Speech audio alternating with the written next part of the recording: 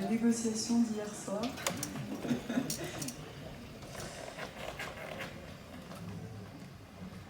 Attends, je vais filer un micro, parce que pas de réseau. Eh ben, tout d'abord, je tenais à vous remercier, vous toutes et tous qui êtes présents, puisque vous faites partie du cœur, et puis ceux qui sont en ligne. Vous faites partie vraiment prenant de ce congrès, vous en êtes saisis pleinement. Moi, j'ai vraiment adoré les discussions qui ont eu lieu à la fois sur scène avec les différents intervenants, mais aussi au moment du repas, etc. J'ai entendu beaucoup de choses positives.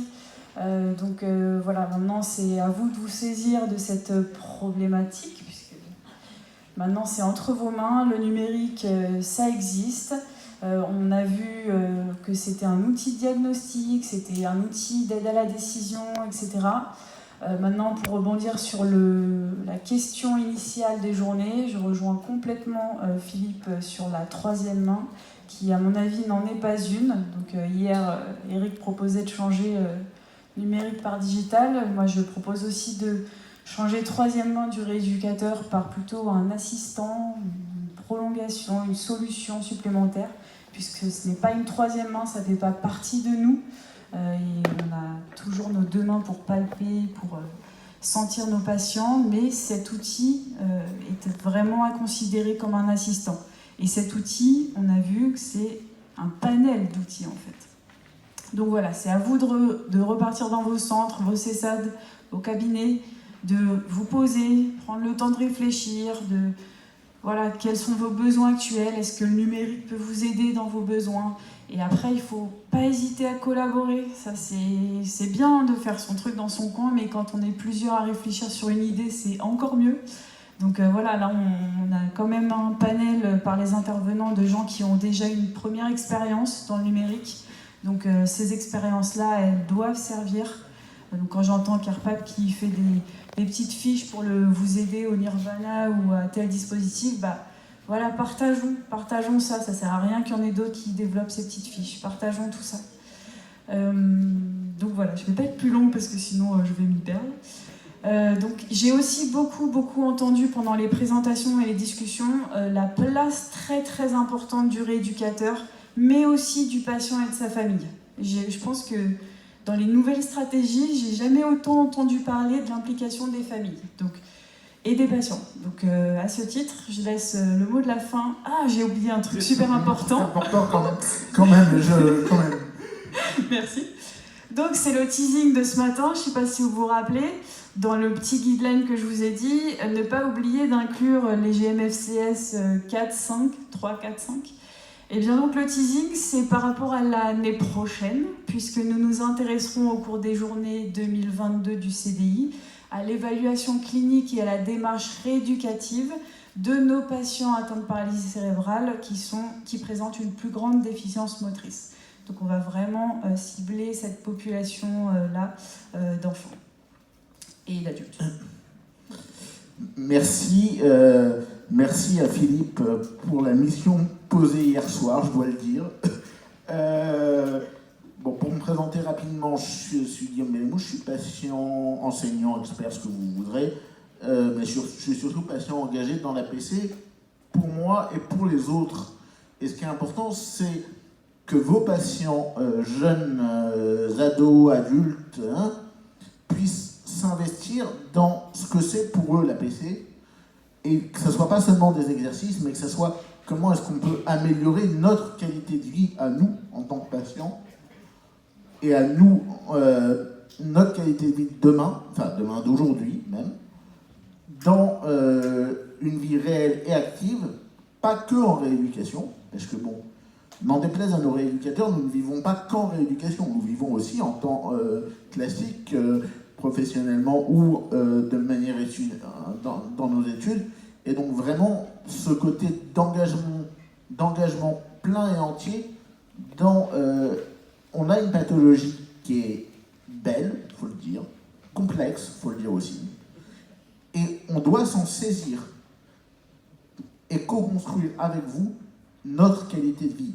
Et merci d'avoir fait intervenir à cette session deux patients experts, Gaël Dronowski et moi-même, parce que vraiment aujourd'hui, il fut une époque où c'était nos parents qui s'étaient engagés beaucoup à vos côtés. Aujourd'hui, nos parents vieillissent. Heureusement, il y en a d'autres parce qu'il y a de nouveaux paralysés cérébraux. Mais nous, aujourd'hui, on doit aussi s'engager et s'investir pour travailler en collaboration complète avec vous pour une meilleure inclusion, rééducation pour demain.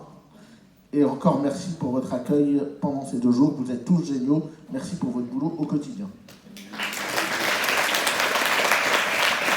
Je peux juste finir. N'hésitez pas à encourager les familles que vous accompagnez et les enfants que vous accompagnez à participer aux journées du CDI. Ils sont vraiment les bienvenus.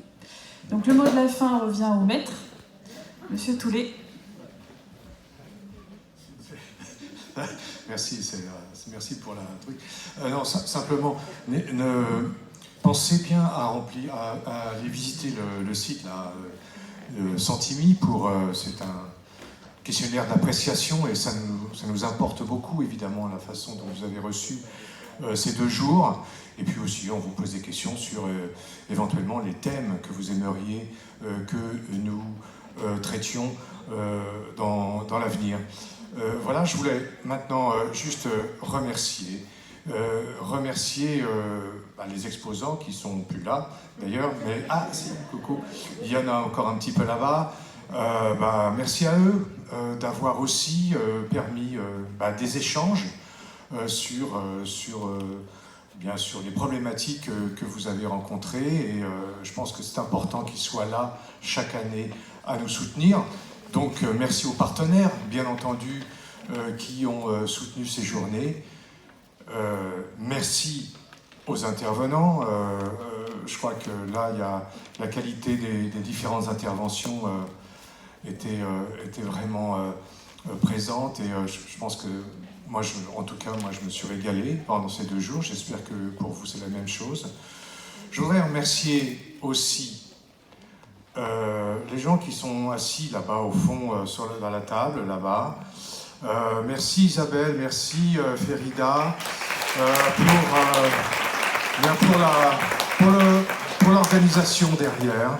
Je crois que sans elle et le restant de l'équipe de l'Institut, eh bien, peut-être que ces journées auraient été difficiles à organiser, certainement. Et puis, évidemment, je me tourne vers l'équipe technique. Moi, je suis... il n'y a pas eu un seul pet, hein, vous avez vu ça. Donc, merci à vous, l'équipe technique. On commence à se connaître un peu. Vous nous accompagnez depuis l'année dernière et j'espère que ça continuera en tout cas. Et puis, bien entendu, Sarah, Jean-Claude, qui nous accompagne depuis 2009, je crois. Eh bien, voilà, ce sont les chevilles ouvrières, c'est eux qui font en sorte que tout se passe bien. Merci à vous tous. Eh bien, bon retour chez vous. Et à l'année prochaine, début décembre, la date n'est pas encore bien fixée, on verra. Vous aurez ça sur les newsletters de l'Institut. Et puis, voilà, bonne aventure pour cette année à venir.